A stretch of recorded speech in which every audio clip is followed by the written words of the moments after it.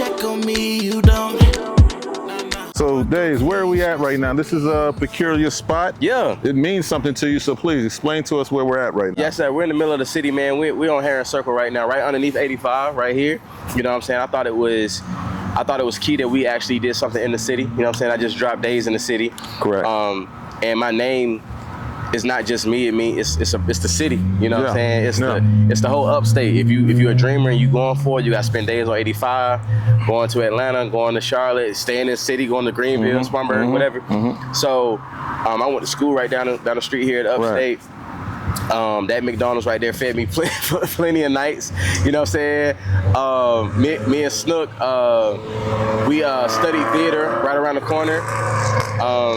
Yeah, bro, like this is Heron Circle right here. So this is like, if you're from the city, you know, this area means a lot to us. Asheville Highway is right here. Right. You know what I'm saying? So yeah, I wanted to do it here to where it's like my upbringing is here. You know what I'm saying? Like this is Daze on 85. Like this is me. So I wanted to have this conversation in a real space. Fair enough. You mentioned your project. Before we get into Daze in the City, I typically ask indie artists, indie creatives as a whole, with the city, with your peers, with the community, how do you feel that you're received from your peers? That's a great question. I feel like the people who've been in the studio with me know exactly who I am. Himothy, Him Duncan. Okay. Any of those. Okay.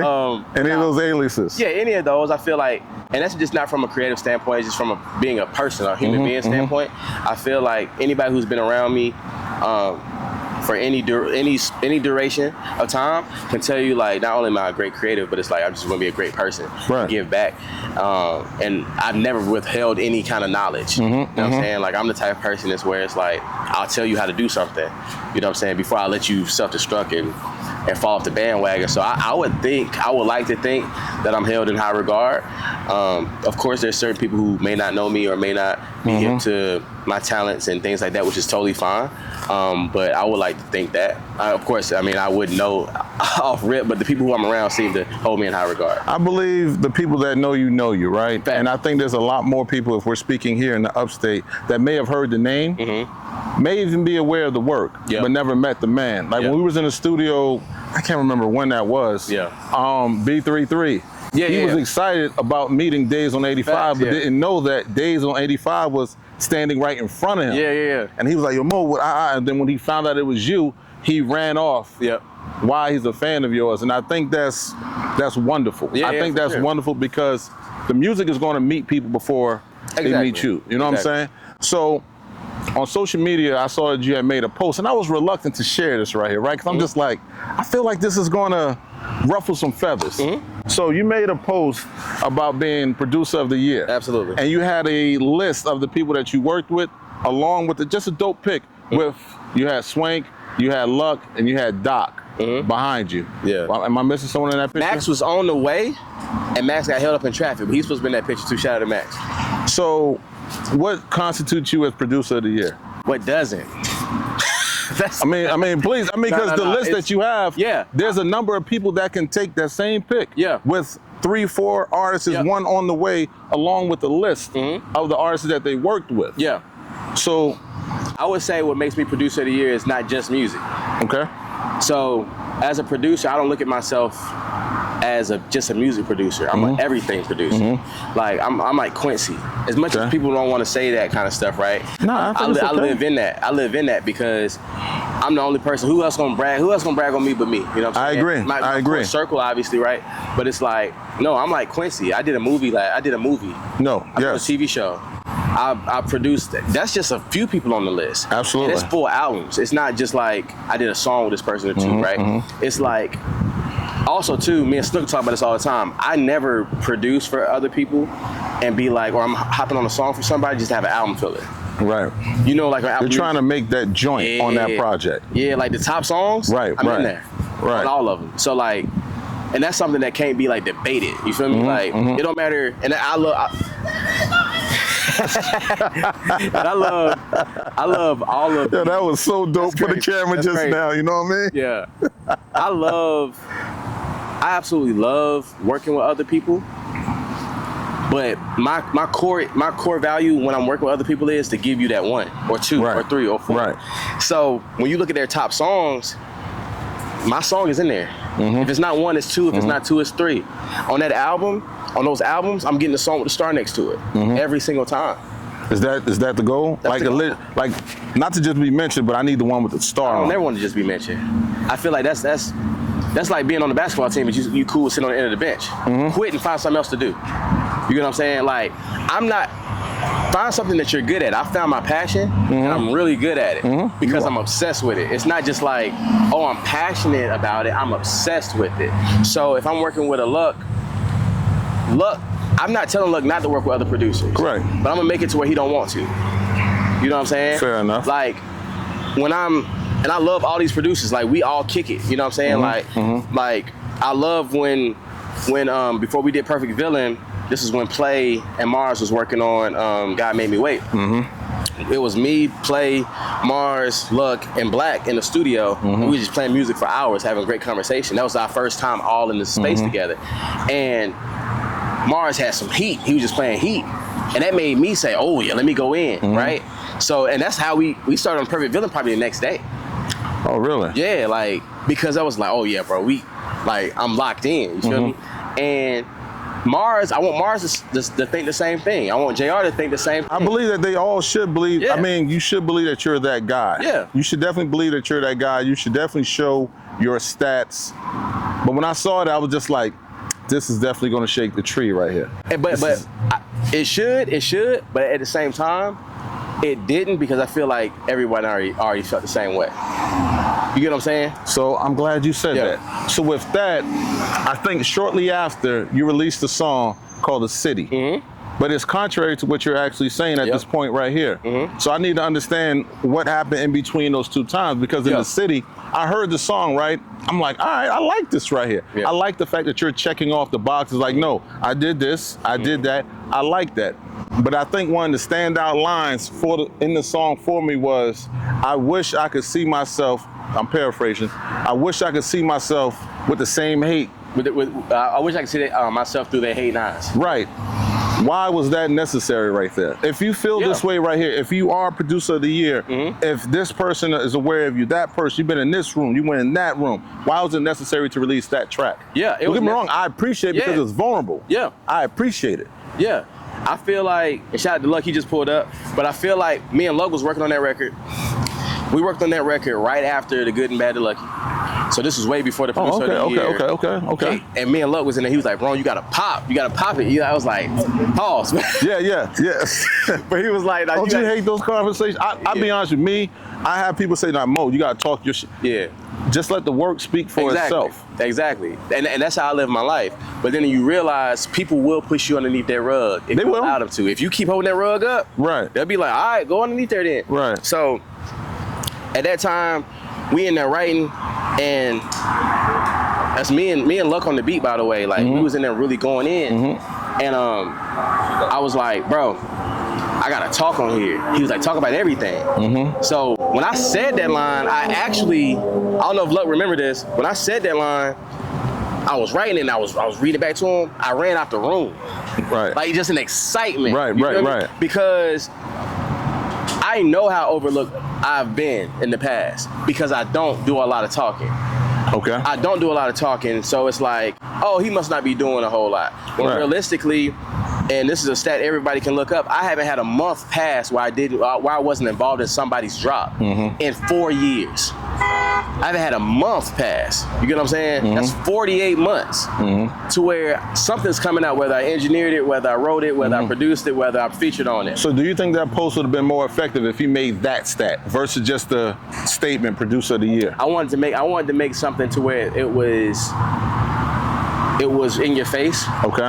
You know what I'm saying? To where it was like, now that I got your attention. Now that I got your attention, here you go. You know what I'm saying? Right. And that wasn't just, I want to be clear, that wasn't just area producer of the year. I feel like I'm producer of the year, like in general. Like, you're talking about with the Hit Boys. I'm talking about with the Alchemists. Anybody. Oh, all right. They have more opportunities than I have. Right. That don't mean I didn't do. That doesn't mean that they're better than you. By no means. No. They just have a brighter light currently. Yeah, I would challenge, like, on the 7th day, there's not a better intro this year. There's not a better intro. So if I say that, I'm not just saying the area, because I'm never competing with the area, just the area. Like, we all in competition, we all put our music on the same platforms. Yes. We're all fighting for social real estate. So it's like virtual real estate. Exactly. So with me, I love Hit Boy, I love Alchemist, I love what Alchemist just dropped with Big Sean. Like, the records they just dropped, crazy, going stupid. The stuff that him and Hit Boy was doing last year, stupid, crazy. Everything Hit Boy has done with Nas has been amazing. Everything Metro Boomin has been doing with Future has been amazing. All these other producers, DJ Camper, everybody's going crazy. I feel like I'm up there with them. And I'm gonna proclaim that because nobody else is gonna do it. You get what I'm saying? Outside of me. So when I go ahead and say I'm the producer of the year, I mean that wholeheartedly, because like I said, I'm not just producing music. Right. You can never just put me in the room and be like, I'm producing music. I worked on Adam Black's art show, did Frankie Zombie's art show, did a movie, you know what I'm saying? Did multiple albums, did multiple videos, directing videos. I'm not in the same boat with a lot of people. Right. You know what I'm saying? And not to say that these people aren't as talented, but I use all my talent wheels. Right. You know what I mean? So even with that right there, you had made a post, right? And I screenshot it because I said, I need to ask him this right here. Okay. And it was said something along the lines of, I'm obsessed with creating. I believe that's what it was. My obsession or something of that nature, right? And I looked at that and I think a lot of creatives have that. A lot of creatives feel that. But where I feel that it falls short at, in the process of being obsessed with creating, there's other elements, there's other departments of the creation. If we're thinking an assembly line, there's other parts of it that just go lacking. Like when you look at my biggest gripe when it comes down to independent artists is the lack of execution, the lack of continuation. We put all of that creative juices into to that thing, to the cover art, to the song, to the features, to everything. But when we get to that execution, we got a week or two. When we get to that continuation, because that's the hardest part right there. You know, the hardest thing is to get someone's attention. The second hardest part is to keep their attention. The third aspect of it is to keep them coming back. And I feel like that's the biggest thing that people who are obsessed with creating go through. So what is it, do you have a remedy for that? Have you figured that aspect out yet? Because honestly, your album dropped about 6 weeks ago, if I'm not mistaken, right? About 6 weeks ago. I haven't seen you shared it recently. I've seen you move on to the next. Now granted, you did just drop a video, right? Which is dope. But as far as the promotion aspect of it, I haven't really seen too much of a continuation of that. Of it. And even so, again, going back to your social media, you went to Arizona almost like a writing camp. So I can only think that you're dropping another project sooner than later. So again, that execution, that continuation, or is that a part of it? So that's a great question.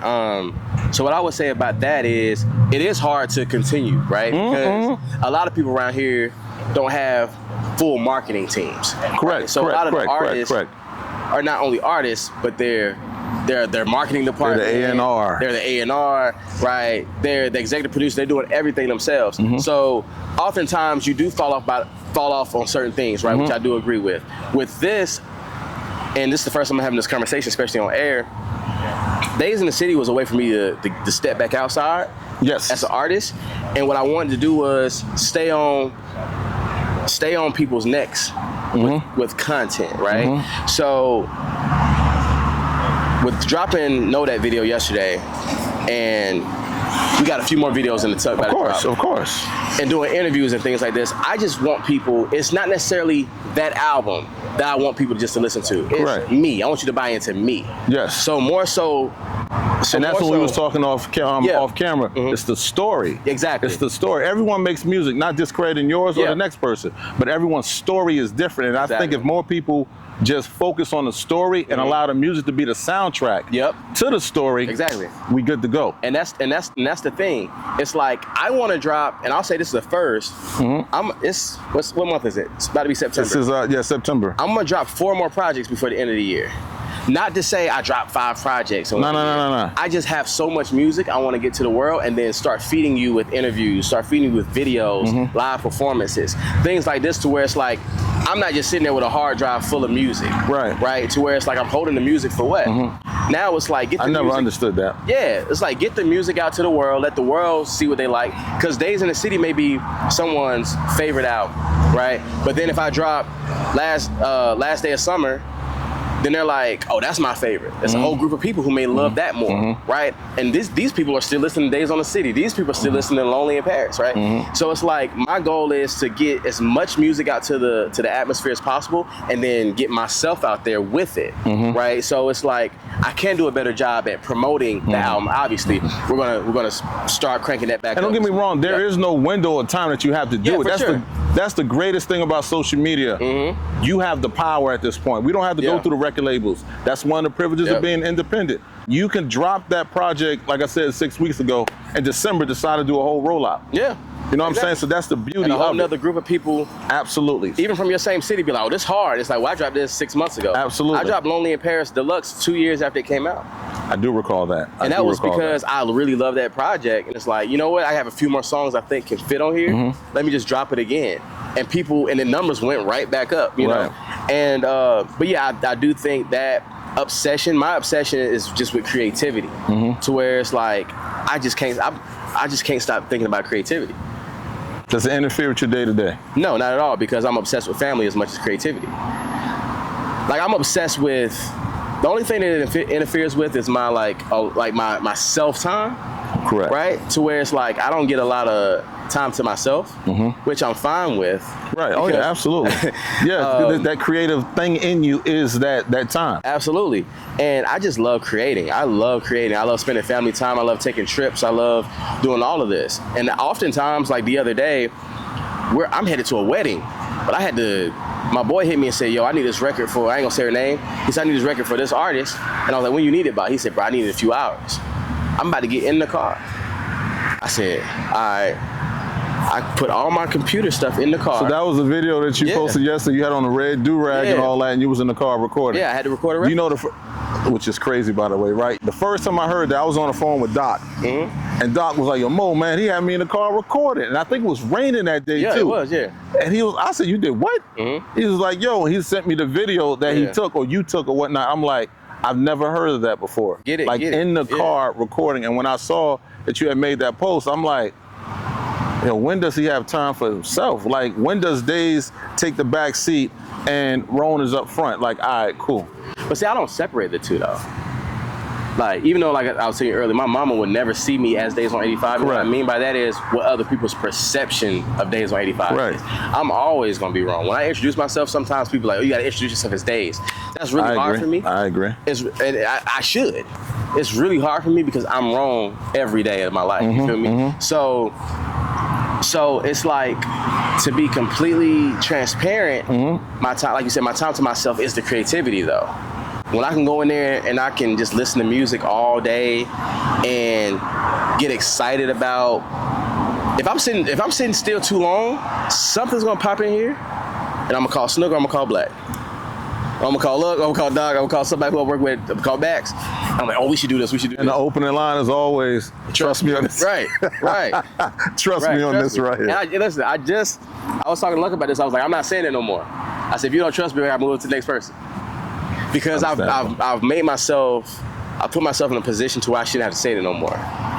You know what I'm saying? In my opinion. Yes. Because I felt like, even though I love the concept of trust me, I feel like at that point I'm trying to sell myself to you and I shouldn't have to anymore. I think we're always going to be at a point where we got to sell ourselves. Yeah, and I think that'll be a fire album title as well. Just of how you feel. Like, I've done enough to the point where I shouldn't have to. Yeah. It sounds like a Tory Lanez kind of flip, like name a project, Trust Me. So what's crazy is I work with an artist named Seek, and he named the project Trust Me because the first time he had a conversation with me, I said, you got to trust me. He said, that's the name of the project. It came out last year. That's another project I worked on. It was an R&B project. He lives in Boston right now. Let's talk about Days in the City, right? When I heard that album, you sent it to me early, and I heard it, and off top, I'm like, whoa. Yeah. Whoa. I'm like, whoa. This is a little bit explicit right here. I'm sitting here, my daughter right there, my wife right. I said, whoa, what are we doing right here? I said, nah, we got to check that out a little bit later. Yeah, for sure. So when I heard the album, right, and it took me a minute, and I think I heard the album on my way when I was on a flight to LA. Yep. I heard it and I was just like, I like this. This is right here is one of two. If not one, it's between you and TC album, right? Those are the albums I'm like, this is it right here. And even my standout tracks, which I wish the song was longer, the interlude, Come Over. Come Over, yeah. When I heard that, it felt like that Jagged Edge intro. Can't Take It, J.E. Heartbreak. Yep. It's one of those things I just wish it was more of a song. For sure. So when I look at it, I like my favorite joints, Dine In. Dive In, yeah. Dive In, Replay, Come Over. You like the R&B joint, the super R&B? Yeah. The First Flight Out. First Flight Out, yeah. First Flight Out. The first joint, All Right With Me. All Right With Me. And the last one, I Choose You. I Choose You, yeah. Those are my joints right there. Those are my joints. But then I was informed that these were songs that was just sitting in your hard drive. Yeah. These weren't nothing new per se that you was working on. Yeah, no. The only new vocals was Gotti, Where's Neil, and Docs. And that's because we was doing the group sessions. Correct. And I was just playing records. And Gotti was like, I need some bounce. He was like, Daze, I need some bounce. And I was like, all right. like what Timbaland said in the Jay-Z and Pharrell, the Black album, he was like, bounce coming up. Yes. And I literally played it. He was like, I can hop on here. I was like, get on there. And then Neil walked in and I said, I need a verse by the time he come out. He said, all right. He was writing as Gotti, but yeah, as far as, I got over 2,000 songs on my hard drive. Why? And I make music every day. Why? Yeah, because you actually, was it last year, you challenged yourself to make a song every day? A reference every day, yeah. A reference every day? Least, yeah. How far did you get with that? I got them all. All 300? Yeah, I got them all. I didn't send them after a certain while. I stopped sending them to everybody because it was one point I was sending them to everybody every day. And I probably stopped doing that like around 167. And this is throughout like vacations, right? Like doing other stuff. Like, bro, I'm recording songs in Black's car, driving back. I'm recording songs at Frankie's art show in the back while I'm trying to get all the artists ready to go. I'm recording songs in that bathroom. I'm doing songs everywhere to meet these goals. But yeah, I love recording, so I'll probably always have that many songs because I'm doing songs all the time. So out of 2,000 songs, you picked, I think on that album, what you got, 12? 12, yeah. How did you manage to pick that 12 out of 2,000 to make, which honestly, it sounded like you went in the studio and you recorded it like it was all a conducive body of work. So how did you manage to actually pick that 12 out of 2,000? Yeah, so how I have my stuff, I have labels on things to where it's like I know I'm gonna play this for this. I have a folder right now that says Jay-Z on it. That does not mean these are songs for Jay-Z. Right. That means if I meet Jay-Z, I'm gonna play him these songs. Right? If I meet Jermaine Dupri, if I meet Quincy, if I meet D-Mile, any of these people, I'm gonna play these songs. And then I have stuff labeled like upbeat, pop, R&B, super sexy, regular sexy, right? So I knew coming into this, I wanted to do a upbeat project for the summer because I usually don't drop like a ton of bops, right? It's not my bag to drop bops.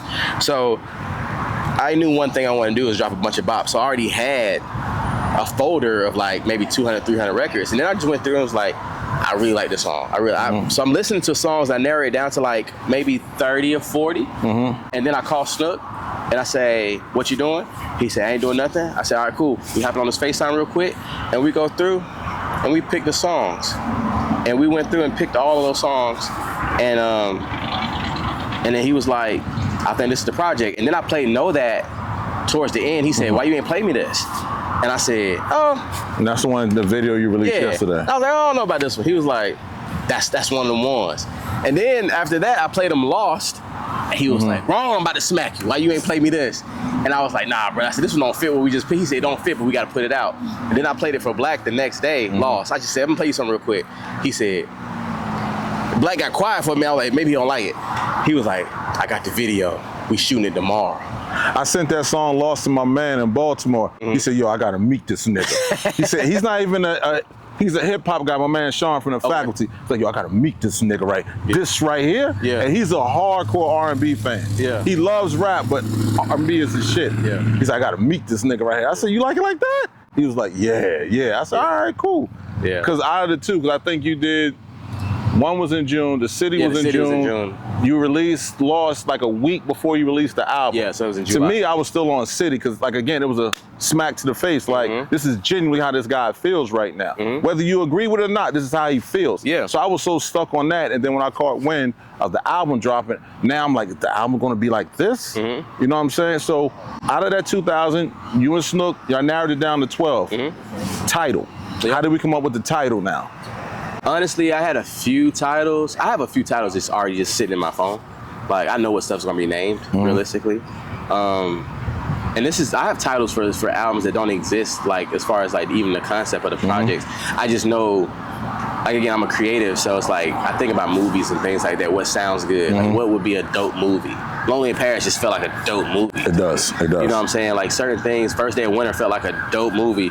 And so Days in the City. And this is your film background coming into play at this point. And like, when I did Days in the City, I wrote that down a long time ago. And and that's what happened in Spartanburg. Yeah. But when I came up with that title, honestly, it was just like I said, being back in the city, back popping, being back outside. We shot it at the mall on purpose because growing up here, that was a place that everybody in my age group went on Saturdays. Absolutely. You know, so that was those times in the city where it felt good. We had those songs that feel like roller skating songs on there. That's why it felt great. So that's why I came up with that name, Days in the City. One last question before we get out of here. I've been noticing, like you said, you've been outside more, right? Clearly there's a difference in your video. You're dancing. Yeah. You know what I'm saying? I said in Days in the City, you're a little bit more explicit. Yeah. I saw a tactic that you did on your stories. You said, I'm just Ari Lennox, I got your next album in my hard drive. Throwing out a name. Yeah. Jay-Z, I got your next single. What's the end goal with all this right here? The I'm outside aspect of it. The city, Days in the City. I mean, the City. Days in the City. This new Arizona. All these different things. What's the end goal with all this? To become the best version of myself possible. To become the best, not only here but in the world, and to conquer all my dreams and aspirations, and to stay obsessed with it, and honestly, just to be as big as I'm supposed to be. Whatever that is, to get there. And I want to end it off on this right here note. I don't think it's the fact that people hate you. I think not enough people are aware of who you are and what you have done. Yeah. That's what I think. I think when you have songs like The City, they just have to be reminded. Yeah. They have to be either just in the know of what's going on. And I think you do that, like you said, you're outside more. So when these different events are going on, and you want like you said, not quite, you don't want to be mentioned in the mentions, but nonetheless, for lack of better terms, to be mentioned in that, I think those are the things that's going to change he is producer of the year. Yeah. He is, like, because I know what he's done. I've met him. Yeah. He put his arm around me and said, yo, I like that song that you did. He took a picture with me. I met Days, oh my God. You know what I'm saying? And I think those things. Like I said, it happens all the time, bro. Like I said, for the people who I work with and who get in the studio with me, like, now, there's a lot of people who I don't work with, obviously, because I can't work with everybody. Of course. It's like, for the people who I get to work with, bro, like, I'm trying to change lives. Because I know what it feels like to be the little brother and be like, man, I just wish somebody would, like, help me. Absolutely. So, like, the people who get in there with me, we lock in, and I'm going to give you sound advice, and I'm going to make sure that if you need anything, you can always ask me for it. And so, like I said, with the proclamation of Producer of the Year, I already know that. So it's like, for me now, it's like the next step to where it's like, I'm about to get back out here and really, you know what I'm saying, go crazy. Because I feel like I done did everything in the city I want to do. So now it's like going back to that space where when I was in LA when I was 22, I'm back in that mode. Yeah. Hopefully this right here conversation actually brings that awareness. Absolutely. Brings that appreciation for you. And appreciate your time, my man. All right, brother. My man.